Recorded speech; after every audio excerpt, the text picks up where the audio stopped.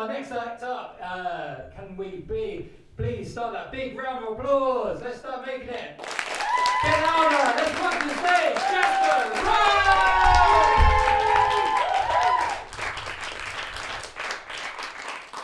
It's me. It's me. For the last 4 years of my life, I've been doing theatre. I've been doing theatre for the last 4 years of my life.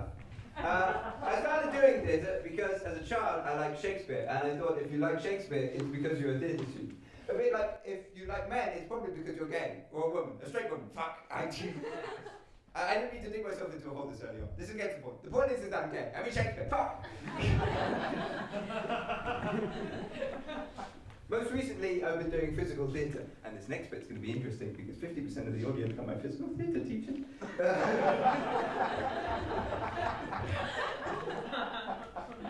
Recently, I've been doing physical theatre. I'm not very good at physical theatre. I keep on being told, Jasper, you have to turn off your brain. But I like my brain. I like my brain. I like it a lot. And it's the only job in the world where people tell you to turn off your brain. If you're a crane driver, crane driver? Driver, sure, crane driver. If you're a crane driver and they told you, just feel, don't think. Oh, this works great. This is my crane driver impression, by the way.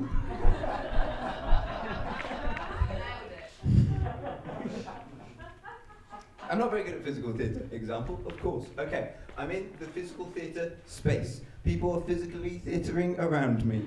What am I doing? I'm on all fours. I'm embodying an ostrich.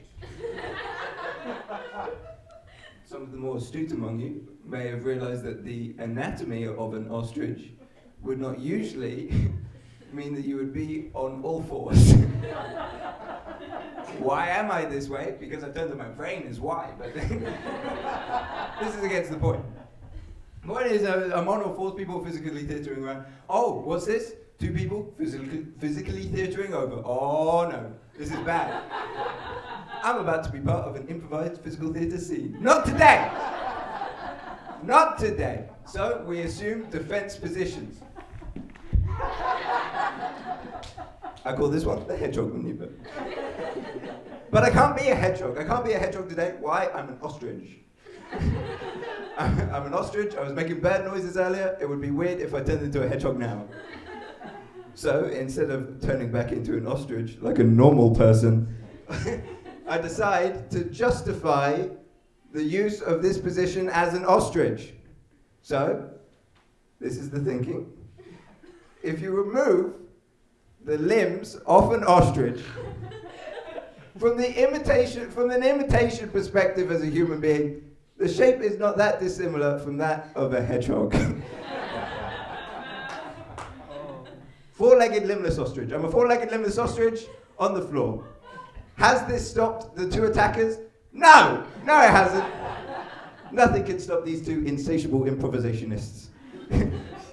Oh, and they're coming up, and now they come over. Oh shit, I'm getting moved around. Oh, this is bad. I'm getting moved around. Okay, here we go. Okay, this is fine. Yeah, okay. He's sitting on my face. But my face is being set on here. My face is being set. This is fun. And it's right about here. You really start to question your life choices. What am I doing with my life? How did I get it? What am I doing with my life?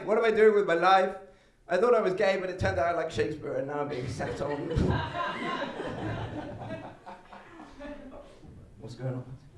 They're doing a scene. They're improvising a scene about youth. I appear to represent childhood innocence. This is fun.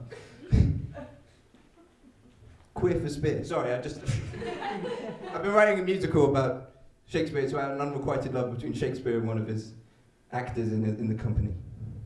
Queer for Spear, it has to be said, is not a brilliant name, but it is better than my previous title, which was Shake It Like It's 1584.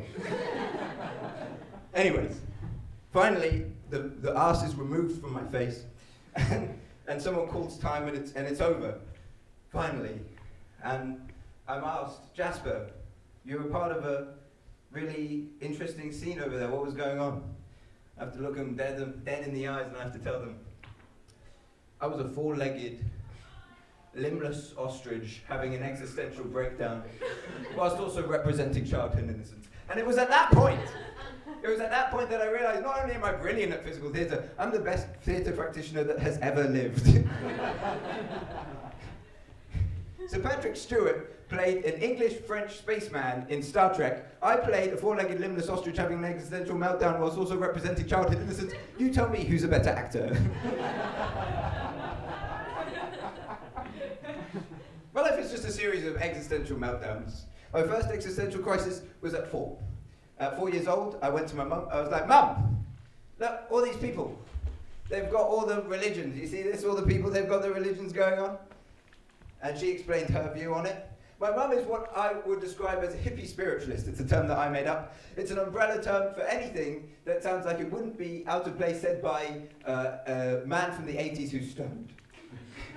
It's just energy, man. It's just, if you give to the universe will give back to you, man. I said, no, Mother. Don't you see? All the popular religions, all these people, they've got popular religions, they must be onto something. So, 4 years old, I decided to conduct an investigation. I got my little notebook, because I loved Blue's Clues. I got my notebook and I went around interviewing people about their religion. Now, it is worth noting, 4 years old, I could not read or write. So, in my little notebook, I would just write pictures. Pictures of the things that they said. You know, what's that? How many candles on the menorah? 4, 8. Holy shit. It's a lot of candles. Crucified, what's that? Nailed! Holy crap. So I interviewed people from all the different religions now. Christianity, Judaism, Islam, all the religions, all the 3 religions that exist. All of the 3 religions. And there was one question that seemed to get them all, which is, how do you feel about the gays? And what's that? That's a no. That's a no on the. I'll draw lynching, stoning, more accurate. Okay, sure.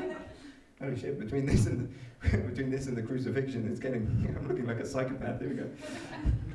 That was. I didn't actually ask that for. At 4 years old, you don't realise that people dislike the gays at 4 years old. The real question that I did ask them, because I was 4 and I didn't know better, was, where was your proof? Where was your proof? Where's your proof? And you know, the answers are ambiguous. You know, faith. How do I draw that? Can you describe that for me? A dream. You experience God in a dream. Okay, sure thing. I once had a dream about a very aggressive anthropomorphic tree. Do you think that's connected? No?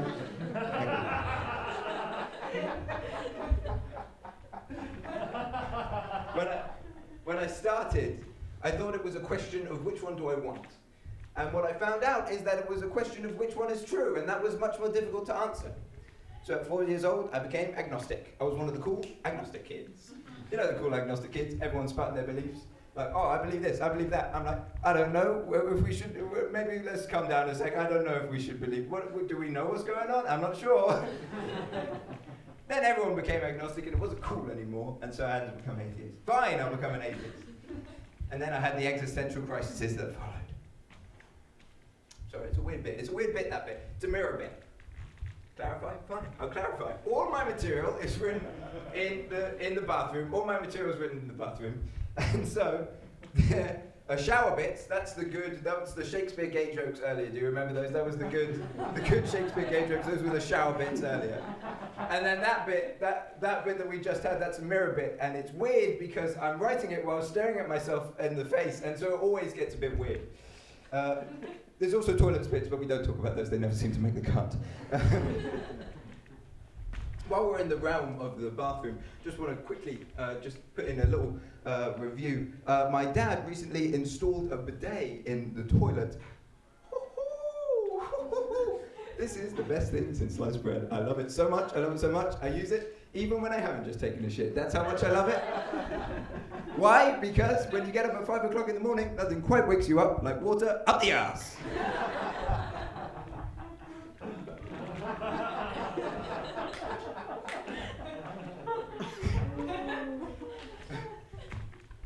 My most recent existential crisis. Not all segues will be equally smooth. My most recent existential crisis. My most recent existential crisis is, what do I do with my life? What do I do with my life? I don't know what to do with my life. I don't know what to do with my life. That's my most recent existential crisis. I don't know what to do with my life. I've got this sort of theatre thing going on. I've got this stand-up shit. I want to become a psychiatric nurse. Don't worry about that. I don't really want to. Psychiatric nursing is the thing you do if you hate yourself, and I'm not sure if I hate myself enough to become a psychiatric nurse. I don't know what to do. I didn't think that I would have to make decisions. Not because I thought they would be made for me by like my parents or whatever, because I just thought that life had a natural cause and effect. You like Shakespeare, you become a theatre student. You know, actually, you know what, existential one, let's just put the existential one just down for 2 seconds. I'll come back to it. I just want to clarify, that's not the real reason that I started doing theatre. That's not the real reason that I started doing theatre. I don't even like Shakespeare. Okay, actually, you know what, I take that back. I would never offend the immortal bard like that. I take that back. The real reason that I started doing theatre is because I wanted to do stand-up, and there was no way you could really go for that, so I started doing theatre. Now I've done theatre for the last 4 years of my life. I've fallen in love with it, and I love it so much. And now I don't know whether I want to do theatre or if I want to do stand-up or psychiatric nursing. If I hate myself, that's always there. And then it's a mess. Also, did you see that? That was a seamless transition back into the existential rant. There was barely a divide there. I don't know what to do. I just want to curl up on the floor and become a ball. I want to become a ball. I want to become a ball on the floor forever. I want to become a ball on the floor forever. And when you think about that, all of a sudden, physical theatre becomes incredibly appealing. Becoming on a ball forever, that's physical theatre. People are coming from all over seeing me turn into a ball. It would be amazing. Different ways to turn into a ball, different feelings of ball. It would be amazing. The critics will be raving about the texture of my ball. That's ball singular. Do not pluralize the ball, do not pluralize the ball. That's a very different show.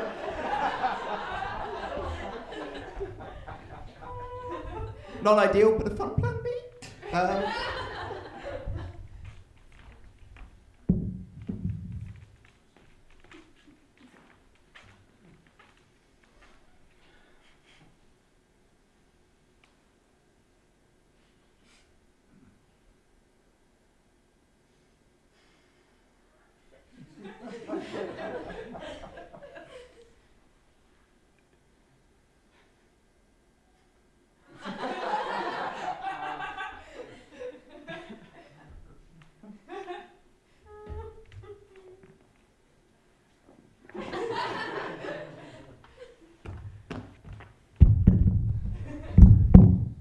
This has been Ball and Oddssey.